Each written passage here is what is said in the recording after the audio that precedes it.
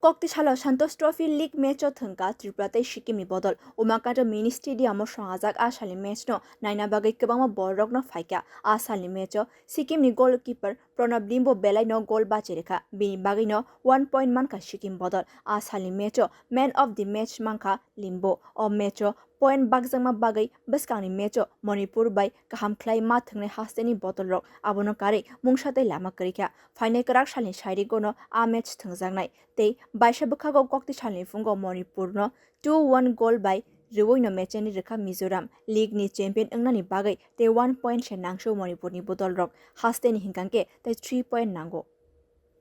Bureau report Kok Khorang.